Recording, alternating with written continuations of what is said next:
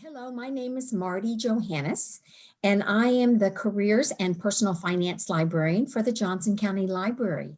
And I want to welcome you to Exposing the Myths of Retirement Investing, presented by Emerson Hartzler. After a distinguished career as a business executive, Emerson retired in 2007, and I should put retired in quotes, because he pursued a new career. He assumed the role of Director of Pro Bono Services for Triune Financial Partners for 8 years until 2015. And he continues to maintain an independent pro bono financial practice. He has served over 350 individuals and families in the community, doing all of his work on a pro bono basis, in other words, without charge.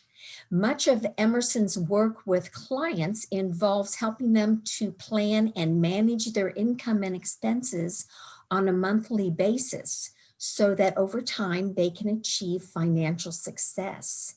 In addition to this program, he also presents 21st Century Budgeting with Mint.com for the Johnson County Library. And the recording of this program can be accessed from our personal finance page or from the Johnson County Library YouTube channel. Exposing the Myths of Retirement Investing is a 3-part series. Last week, Emerson presented the first session on understanding the stock market. And you can access the recording of that session on our personal finance page or on the Johnson County Library YouTube channel. This week's session is on Taming the Emotions that Hurt Investors. And then the third and final session on next Thursday is on withdrawing funds during retirement. Now, during the presentation, as questions come to mind, please enter them in the chat box. We'll pause as needed during the presentation to allow Emerson to answer any questions that you submit. And then we'll have Q&A at the end of the presentation. Emerson? Thank you, Marty, and good day to everybody. So I want to start, and I'll share the screen here with you, hopefully.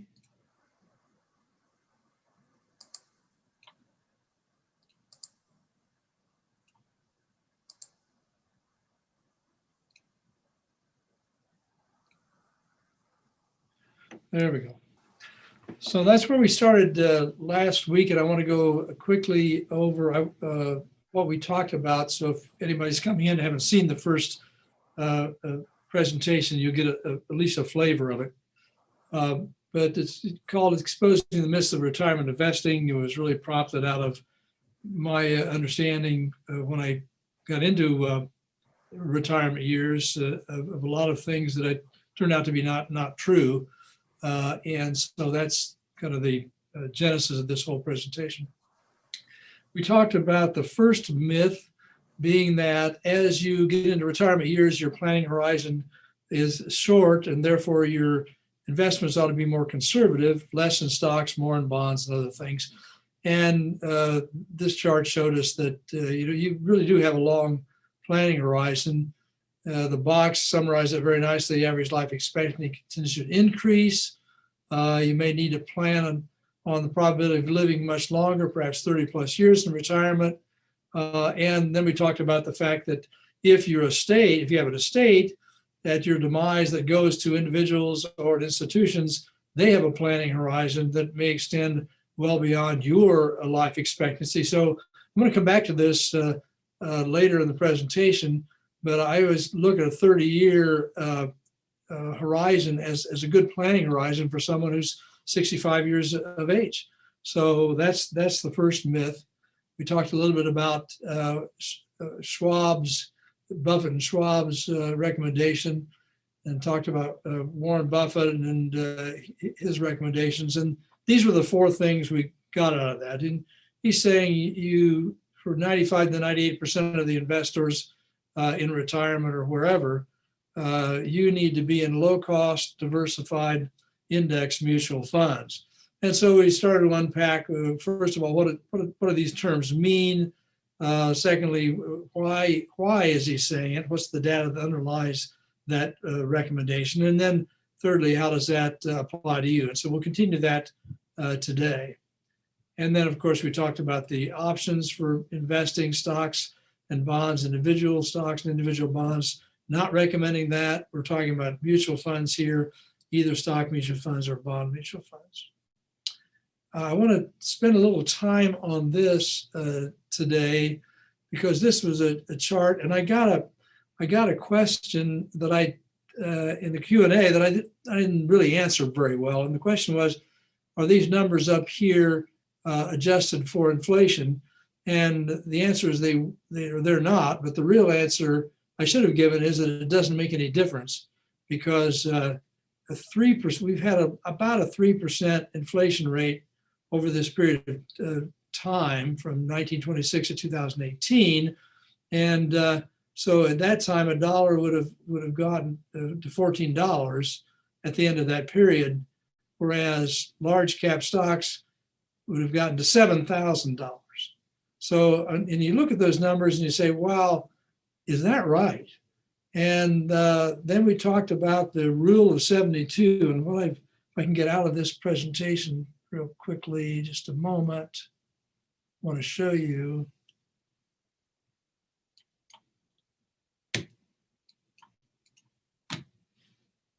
Oh, no, it's not letting me out. There it is. Okay. I want to show you a little chart that I put together on the rule of 72. And incidentally, this is kind of a concept that everybody ought to know about, and not a lot of people do.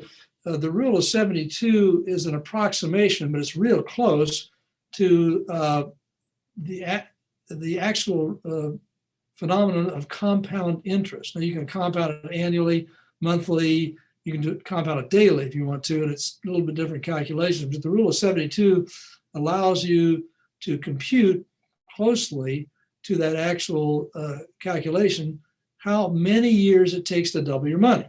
So if you remember the chart, it was from 1926 to 2018, or 96 years.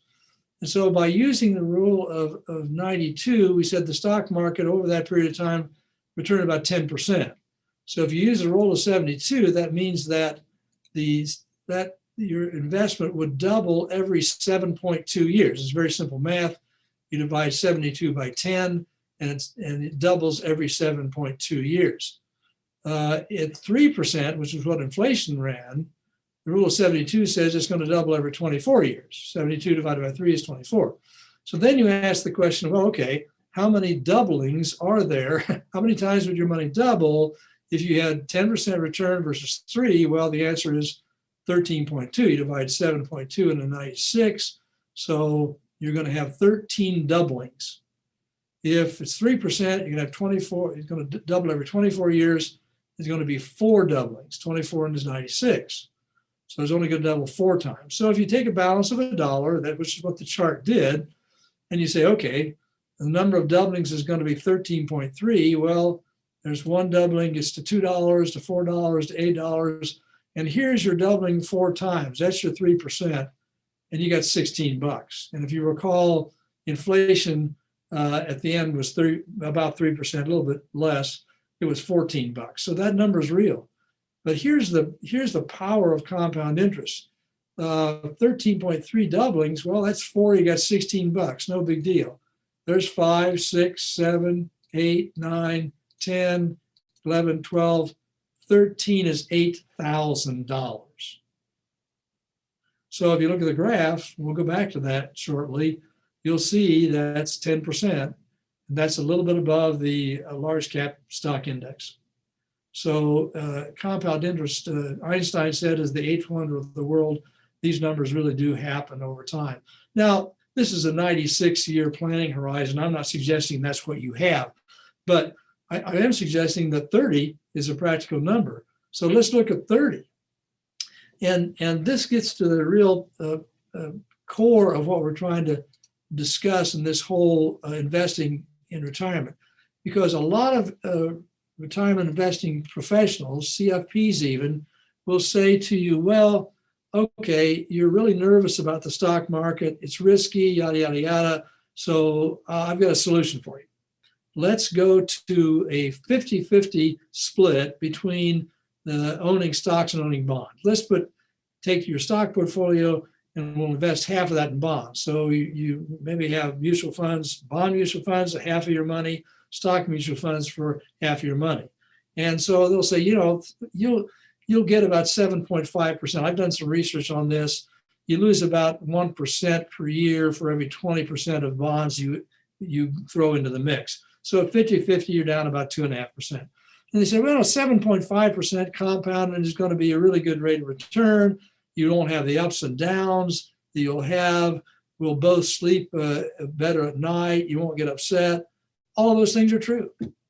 What they won't tell you is what's on this chart. So if you use the rule of 72, it's doubling every 7.2 years. We learned that over here.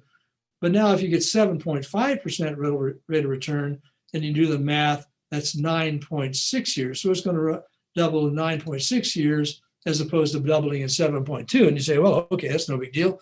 But actually it is, because 7.2, again, is in 30 years, it's going to double 4.2 times. So you divide 7 into 30, he's going to have 4.2 doublings. If you divide 9.6 into 30, you're going to double 3.1 times, right? So it's just simple math. So let's say you retire with 500,000. You could put any balance in here you wanted, but 500,000 bucks. And how many doublings are you going to have? Well, after the first doubling, you got $1,000. Second doubling is 2,000. Third doubling is 4,000. Fourth doubling is 8,000. So if you double every if you have 3.1 doublings at 7.5%, you end up after 30 years with 4 million. With 10%, 7.2 every 7.2, you've got 4.2 doublings. So you've got more than 8 million. So what he's really saying is you can go with 7.5%, we'll all rest comfortably, okay? But in fact, you've just lost half your money. So what he's really saying to you is if we adopt this strategy, everybody's going to be comfortable. And in fact, after 30 years, you're going to end up with losing 4 million bucks. Let's make you richer. And say you got, come on. Say you retire with $1 million, you've just given up $8 million by going from here to here. So, you want to do that, that's fine. But, after 30 years, this is what the numbers look like. And it's a big deal. So that's just I think, a practical illustration of what those recommendations might be. And we're going to unpack that some more today. So get rid of that. Back to here.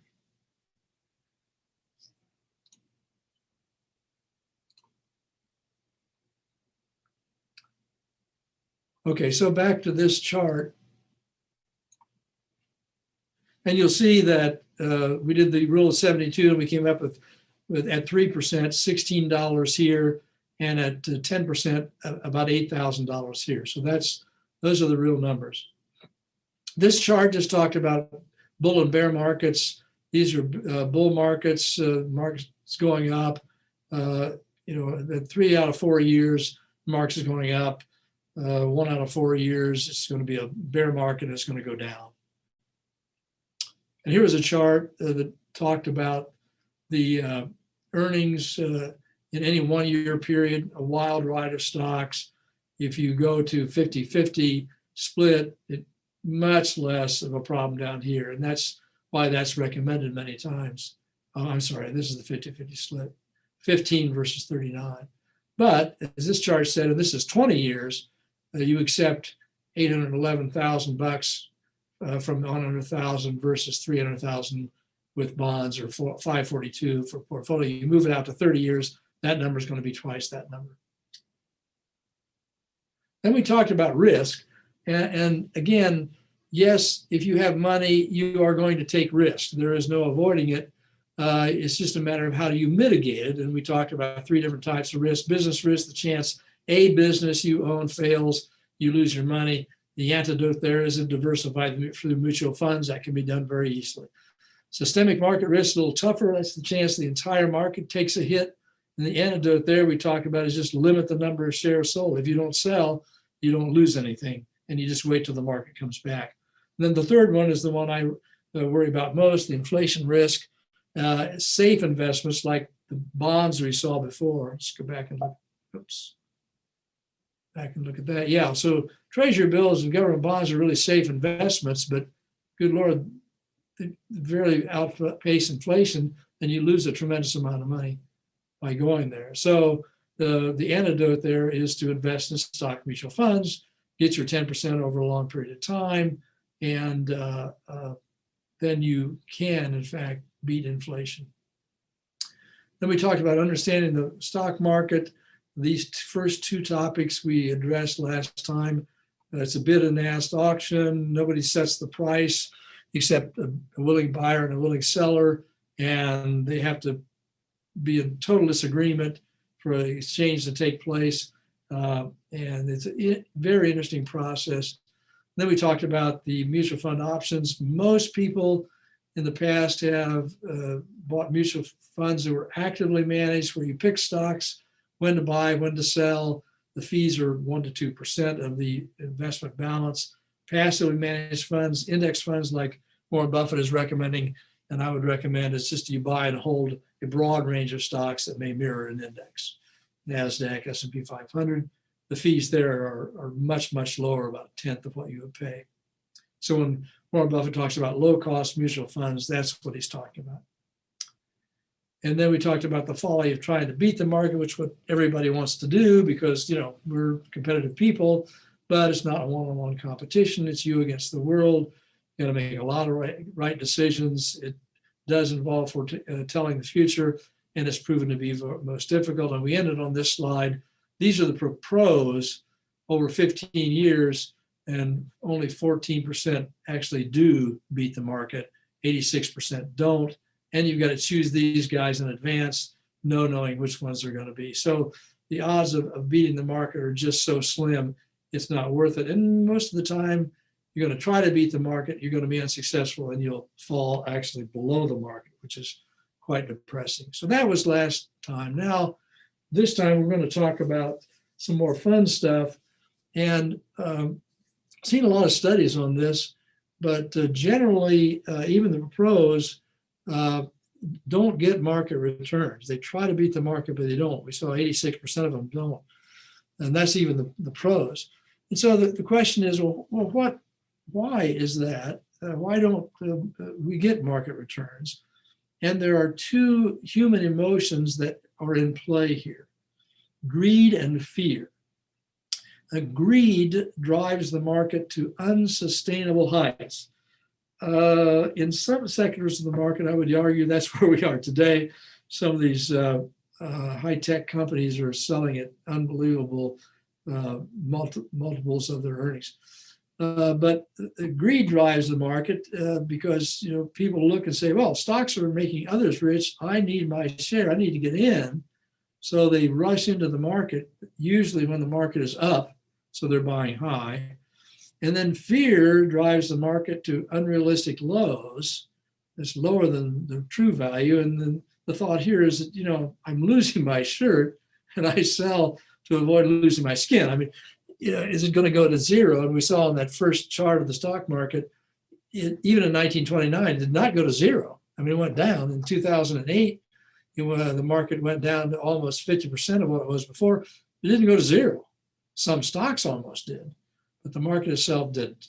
So fear, you can combat fear by education. If you understand how the market acts, what's liable to happen, then when it happens, you're not surprised.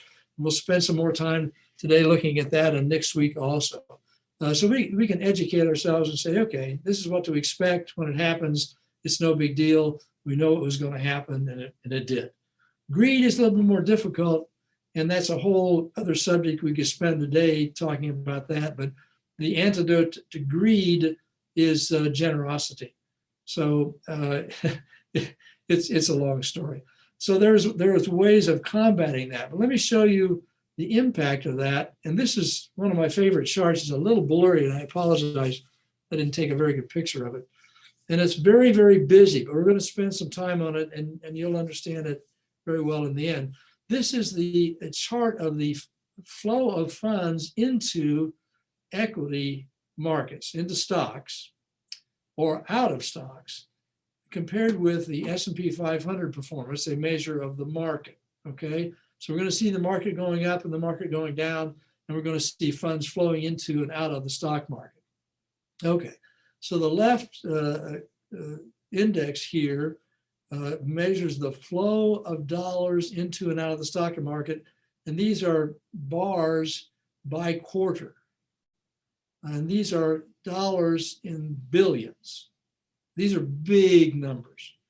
And so you see, usually there's a lot of money flowing to the stock market. Now, for instance, if you're employed and you've got a 401k or a 403b plan, you're putting money in, perhaps your employer is matching that, and that money is going in every month, every quarter, and so forth. So there's a lot of funds going into the stock market that's just on autopilot. And we may have talked about that last week, but to reiterate, the government has done us not a lot of favors, in my opinion, over the years. This is one they've really given us a favor, because people sign up for a 401k or a 403b. If they choose wisely an investment strategy, then it pretty much goes on autopilot. People just don't take money out of there very often. So it just sits there and grows. They don't do anything. They're just passive, and it happens. The money keeps going in. Well, that's a wonderful way to invest.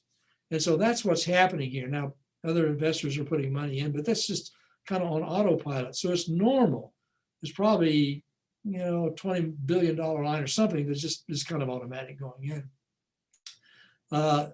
When you see periods when money is actually flowing out, understand that this is net of the inflow. So this money is still coming in. If you see a line down here, the outflows are enough to counteract what's going in naturally and actually show a negative number. That's huge. So you don't see many of these, but they're very instructive when you do. The line is the graph to the right, and it is the S&P 500, a measure of the market. You see it's going up and then taking it. That was the dot-com bubble that crashed. This is my favorite period of history, because that's when I retired and the stock market went into the tank immediately. Bad timing. But of course, it came back out, and we have a long bull market with a few blips. This was 2019. I don't know what it is today. I think it's 3,500 or something. We could check on that. So that's the S&P 500, a measure of where the market goes. Now, if you interpose those two, you get a very interesting dynamic. And so when the market goes down, you see funds actually mitigated here and flowing out. 2008 is the best example. So you see all through this period, the market is going up. Greed kicks in, and people say, well, the market's going up, people are making money, I want to get in. And that's what you see here. People are massively buying in. 60, 70 billion a quarter is going into the stock market. And that continues all the way through here to 2008, when it starts to go down, and immediately you see the reaction. I mean, as soon as these numbers start to go down, you see massive outflows. And again, we're making up for the natural inflows. And so these are huge, huge numbers. And it continues. And look at these 2 quarters here were unbelievable. I mean, the net 20 billion flowing out each quarter till right at the bottom of the market. So there's a lot of people selling here. Well, then the market goes up, and by 2010, 2012, 2013, it's right back where it was before. But you notice what's happened. Money continues to flow out, and we had a good year here, but boy, people are continuing to sell. Then the market comes back to where it was before, and people wake up and say, oh my gosh, look at this. If I'd have bought back here, I'd be rich today. I mean, good Lord, that's going from like 900 to 15, guys. So I get back in. And so you see huge numbers here coming back in the market. Get a little dip here, wham, goes back out. And it happens every time. And so even in 2019, when this chart ends, you were still seeing net outflows, people getting out of the market. And all of this ramp up was lost to these people. If you stayed in the market, wonderful ride. But if you didn't, you got killed. And that's basically the reason. So if you can tame the emotions of fear and greed, then you're going to be in good shape. And that's the primary reason why people have problems with the stock market. It's not that the stock market isn't your friend, it really is, but you have to understand this is going to happen. So another topic we've talked about on Warren's list, buy low cost mutual funds. And mutual funds allows you to diversify by owning a lot of companies. I may have told you this before, but when I was first buying stocks in my middle 20s, I bought two companies. I bought Lum's, which was a restaurant chain at the time. They had they cooked hot dogs and beer. I was never quite sure how that process took place, but apparently they did. It sounded really like a good idea. And I did some research and put some numbers together. So I bought $500 worth of Lum's stock. There was another company out in Kansas called Heston Manufacturing, who made farm equipment. Knew a little bit about that, and so I did some research and I bought some shares of that. We'll talk about Heston later on, but Lum's was not successful, and they eventually went out of business, and I lost all my money. So so you have to diversify, or you're going to get stumped by the Lum's of the world. And so there are two types of diversification. One is I would term defensive diversification, and that says I'm going to defend myself against the Lum's. I'm going to defend myself against owning a company. And we talked about General Motors last time, going almost bankrupt, had to have a government bailout. Any company could fail. And so if I buy 50 companies and one of them goes bad, fine, I've got 49 to cover. If I buy the S&P 500, I've got 500 companies, so forth. But there's another type of diversification, and that I've termed offensive diversification. And as it turns out, if you look at the data, and this is just fascinating data, the markets move driven by about 10% of the stocks in the market. So 90% of your companies that you buy at a mutual fund, they're going to be bumping along, they're going to be paying dividends, some of them. Maybe you make 5% or 6% a year on them, and you're fine, but they don't really move the market. If you own just those stocks, you're not getting 10%, you're getting 5% or 6%. But if you own the 10% each year that really move the market, that's where you get the 10%. And I never realized that for a long, long time. So how do you make sure that you own that 10%? Well, you've got to own a lot of companies. And I've said before, I currently have a strategy where I have about a little over 10,000 companies. I've owned as many as 12,500 in the last decade. So that's what I call offensive diversification. I want to make sure that I own these 10% that move the market. Let me show you a couple of charts on that. Here's a period of 1994 to 2017. And it wasn't a very good time. If you owned all stocks, you averaged 8.0% rate of return. If you exclude the top 10% each year, you would have earned less than half of that. If you excluded the top 25, you'd actually go into negative territory. But you'd have gotten half that return if you didn't have these top 10%. And so you've got to have that to get market returns. It's just a stark reality. So that's offensive diversification. You've got to own that top 10%. The only way I know about it is to basically own the whole market. There's another problem, and that is the perils of being out of the market. So we have day traders that go in and out every day. We got people who will sell when they think the market's high or the stock is high, and they'll buy when they think it's low. But it can be very volatile year to year. It can be volatile day to day. And big gains and big losses can happen in a day. I remember 1987 in October when the market was down about 1.5% at some point in time. Today, I can remember in October of 1987, it went down 15% in one day. And I know I didn't feel very well that day, but big gains can also happen in a day. It's very, very volatile. And here is an amazing chart. I want to spend a little time with it, but it tells, the whole point is here, you have to stay invested. Jumping in and out of the market is a fool's game, really. So this shows the returns, the performance of the S&P 500, one of the market measures that a lot of people will use. And this is January 4, 1999 to December 31, 2018. So 19 years. There were approximately 7,000 trading days in that period of time. 7,000. Keep that in mind. If you stayed fully invested during that period, you got a return of 5.62 on the S&P 500. Wasn't a really good time for the S&P 500. If you missed the 10 best days, you got a return of 2% per year. Now, that's 10 days out of 7,000 days.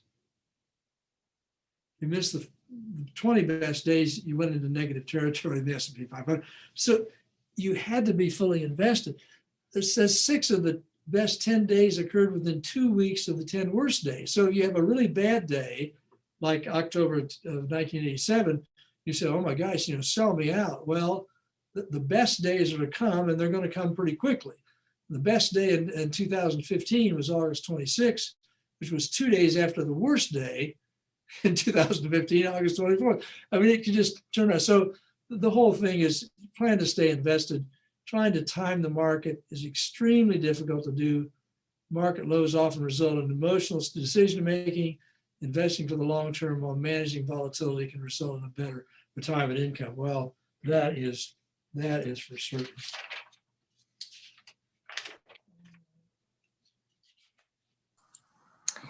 Hey, Emerson? Yeah, is this a good time to stop for questions? Well, I do have one question. Okay. In trying to own the 10% of stocks that move the market, are you saying these stocks hold their position fairly constantly? Wouldn't this 10% change over Yeah, so if I understand the question, every year, when you look back, you'll see that 10% of the stocks really moved upward, really had a great year. 90% of the stocks kind of bumped along like you'd expect, okay? That's all that says. Now, if I knew which stocks were going to be in that 10% ahead of time, I wouldn't be giving this seminar. Okay, I'd be sipping pina coladas on some beach. But I don't know. That's the problem. And that's what many of the pundits will say. Well, I think I can name the 10% or maybe the 10 stocks that will really move the market next year. Well, good luck with that. And it will be luck. It won't be skill because I don't know. I don't think anybody knows. But that 10%, so you have to own that 10%. How do you own that 10%? Well, the best way is to just basically buy the whole market. And you can do that. You can do that through mutual funds. I only own 3 mutual funds. And in aggregate, those 3 funds own just over 10,000 stocks. Does that answer the question? Yes, she says it does. Good. Yeah, if I could tell you which stocks are going to be in that 10% in 2021, then we'd be both rich people by the end. But I don't know which ones are going to be. And my ability to pick stocks is usually like lums. It's going into the tank. But I thought this chart was just a remarkable chart. And I got to start to add up the days. There's 7,000 trading days in here. And if you miss 10 of them, you got 2% versus, it's crazy. So it's jumping in and out of the market is a very, very dangerous deal. Okay, well, let's journey on. Taming the Emotions. Stocks have returned about 10% per year on average for 93 years, 26 through 2019. Most investors get much less, including the professionals. And the problem, of course, is that emotions trump math. If you stay in, if you've got the stomach for it, if you understand what's happening, then you're going to be just fine. But many people who are uneducated don't know how the stock market works, haven't studied history. Well, they're going to repeat the mistakes of the past, right? And they're going to get their emotions involved. Fear and greed are going to kick in, and then they're going to get much less than they should. This is, I think, the last chart I have that is kind of mind-blowing. I apologize. Well, until next week, we get into some Excel sheets that'll blow your mind too. But this just brings home a point of how difficult it is to be a long-term investor and be steady and tame the emotion of fear. This is a fear slide, okay?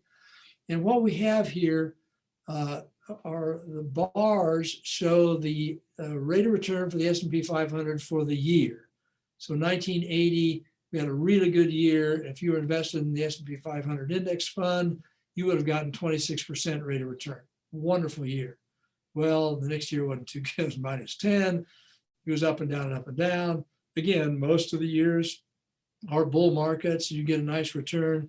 Here's 3 years in a row of a bear market. That was ugly, right? That was the dot-com bubble. Here's my 2008, minus 38% for the S&P 500 and so on and so forth, okay? What I want to show here is the red dots. And the red dots are the intra-year declines. So if you held the S&P 500 for all the year of 1980, didn't buy or sell, just held it, you would have ended the year 26% richer than you started in terms of dollars.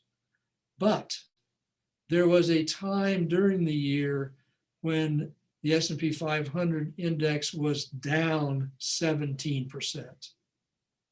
So even in a good year, there could be a time during the year when you wake up, you look at your statement and say, oh my gosh, I've lost 17% of my value. I want to get out. Okay, well, great. You missed the 26%. And if you follow this, you'll see the pattern is just pervasive.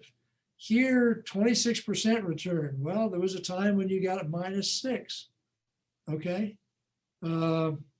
Here went down 38 by the end of the year. There was a time when the S&P 500 in 2008 was down 49%.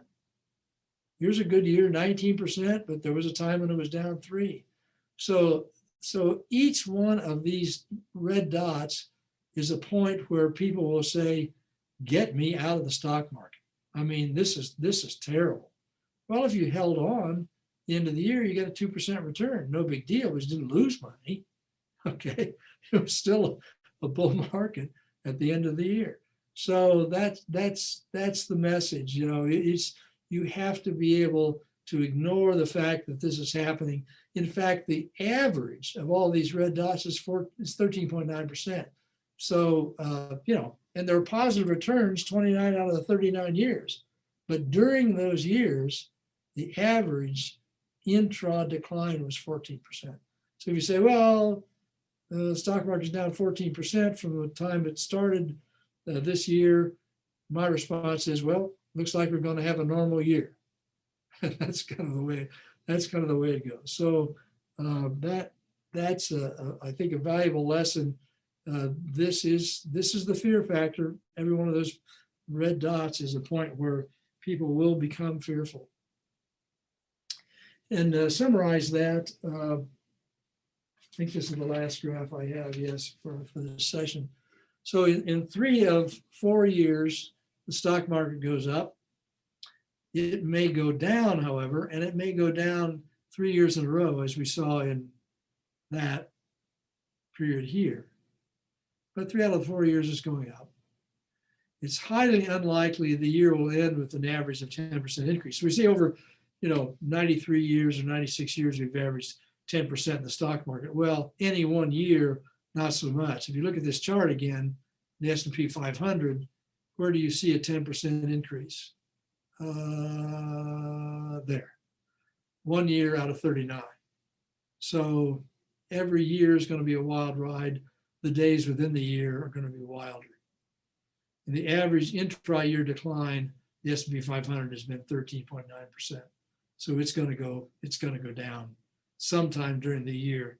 It means nothing. The stock market is always overpriced or underpriced from its true value. I'm just convinced of that. So Marty, that is all I have in terms of a presentation today.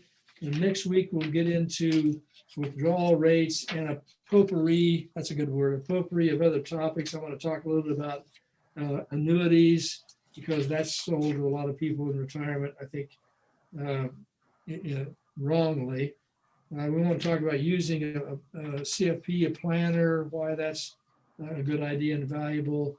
I want to spend some time on investment statements, one of my pet peeves. We get all these statements that have a lot of data and no information, and I want to talk about what you should see.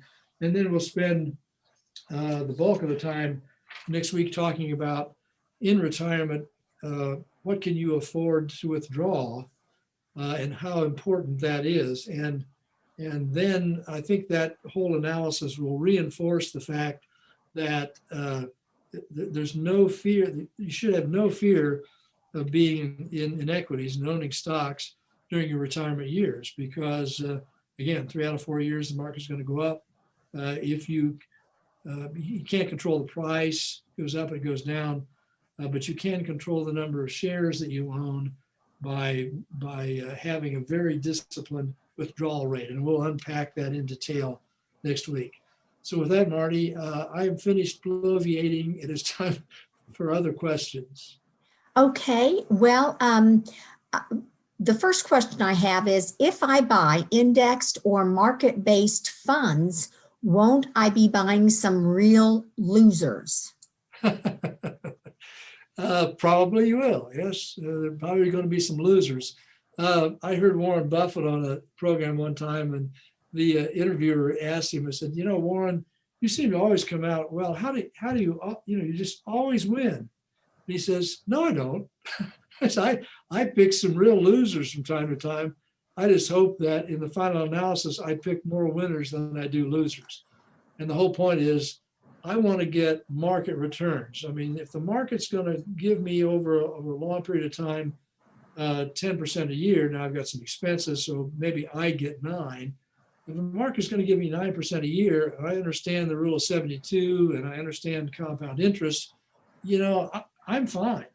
I'm going to have some losers, but the winners are going to offset that, and I'm going to get what the market gives me, and that's a wonderful long-term return. I just got to be able to stomach the ups and downs and hang in there and be a long-term investor.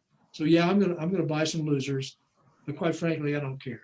If I own 10,000 stocks, I know there's some of those are going to go out of business, some of them are going to plummet in value, but the other 9,500 are going to pull through for me. And again, if I knew what those losers were in advance, I wouldn't buy it. But I don't really know. Okay. Another question. If, there's all this data available on companies, so why wouldn't I just buy the companies which show the best numbers in terms of like earnings and profitability and growth? Oh, that's a good question. I wonder who thought that one up. There's been several interesting studies that I've seen, and I don't have the data on it. I probably ought to put it into this presentation actually. And one of the studies I saw took the S&P 500, and it had a panel of experts, and they asked the experts, rank these companies, force rank them from the best company in the Fortune 500 to the worst company in the Fortune 500, using all these metrics. And if you look at earnings, you look at growth, you look at cash flow, you look at the balance sheet, you've got all these data. I mean, Bloomberg's made a fortune just shoving this stuff out to people. And they did that, and they kind of came to a general agreement that there were 250 good companies at the top and 250 bad companies at the bottom. Then they tracked their earnings or their prices over some prior period, and lo and behold, you would have been better off investing in the 250 bad companies than investing in the 250 good companies. Amazing. Why was that? Well, the problem is everybody knows who the good companies are, and they want to own them. What does that mean to the price? So now my second example, I bought Heston Manufacturing. At the same time I bought Lums. And Lums went out of business, so I lost all my money. Heston was a good company. And after I bought it, it continued to grow. It continued to be profitable. Everything was good. And after, 5 years or so, the stock price went nowhere. And I finally sold it and put the money into mutual funds. Well, what did I do? Everybody looked at Heston at that time and said, this is a nice little company. I want to buy that. I want to own that. And they drove the price up. And I said, that's a nice company. I want to own that. And I bought high. I bought a good company. But the price I paid was a high price. And it had already priced in the next 5 years of growth and profits. And so the stock price just sat there. The value of the company went up. It was overpriced when I bought it. So generally, if you want to buy those 250 good companies, you're going to pay a higher price for them. And you'd actually, in most cases, be better off buying the 250 poor companies because you're going to pay less, and your potential for prices to increase is greater. It is amazing. That's value investing, another thing that Warren Buffett suggests to do. And he just buys companies, buys controlling interests in the companies. Well, he's trying to find a company that's undervalued and whose true value is more than the current price because it's out of favor. So he's buying. Warren Buffett generally buys bad companies, measured by all these metrics, but he has a thought that they're going to do. I've heard it described in another way. There are two types of companies. There are companies that are in trouble, and they realize it, and they're going to do something about it. That's one kind. Another company who's going to be in trouble, they just don't know when it's going to happen or what it is. So, that's the way the world works. So Warren Buffett buys value companies and pays a lower price, and he doesn't always win, but that's the game he's playing. Okay, we have more questions. In looking at the slide of the S&P, historically, it looks like there could be as much as 8-year spans to ride out a downturn.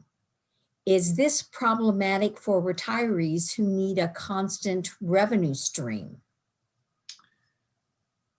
Well, is this the chart? I'm assuming this is the chart we're talking about. This is the S&P 500 from 99 to 2019. Okay. So it's 20 years. And you've got... No, apparently there's an earlier chart. Maybe the one toward the beginning that was 90, showed 90 some years. Well, this doesn't have the S&P 500. It's got a large cap index. Okay. Um, The 1929 crash lasted until 29 to 36. So you had a bad time there. I think is there another chart? Yeah, there's another one. You were just close. There, that one. Oh, that one? Thank you. Okay. Oh, Thanks, there's the Great Chris. Depression, 29 to 39. Yeah, that would have been tough. That would have been tough.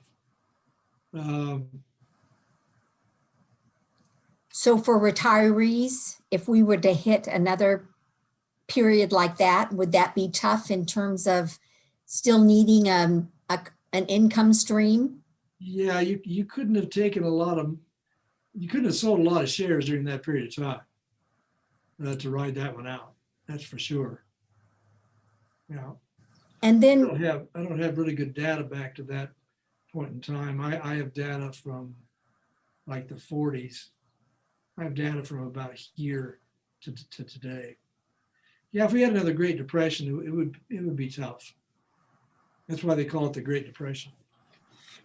can you also talk to the problem with mutual funds in that you're forced to take gains at the end of the year that you would not be forced to take if you own stocks? Oh, very good question. I have been, well, I don't know whether fortunate, lucky, or whatever, that I didn't have enough money to accumulate money in private accounts. All of my wealth, such as it is sitting in IRAs now. It wasn't 401ks.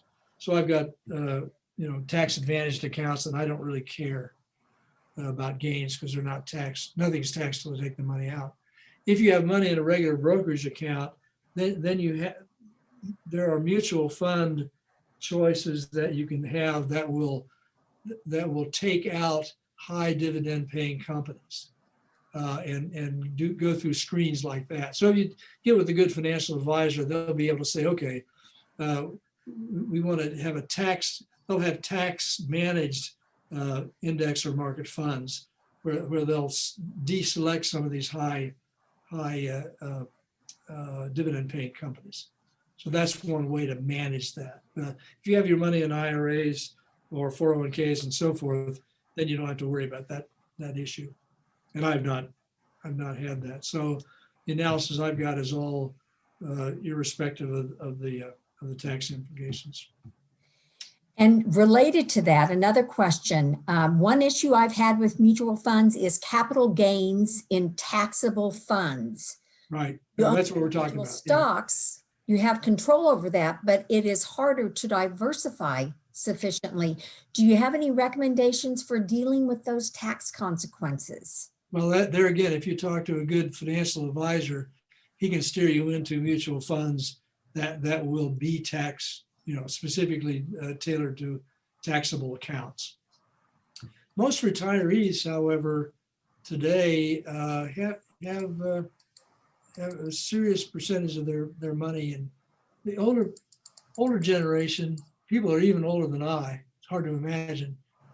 May have a lot of money outside of qualified accounts, but people my age or younger, certainly the people retiring today, are going to have the majority of their funds in tax advantaged accounts, unless they've inherited money and that sort of thing. But assuming you've got money that you've earned over your lifetime, it's probably going to be in tax advantaged accounts. But there's a way of deselecting companies that are paying high dividends, and the nice thing about index funds, you're not going to have a lot of buying and selling. They're going to reconstitute annually, maybe sell 10% of their companies. So you don't have a lot of capital gains to worry about because you're not buying and selling. You're not churning. Okay, Emerson, one more question. If I stay fully invested at all times, won't I miss the opportunity to use idle cash to buy stocks when prices are low?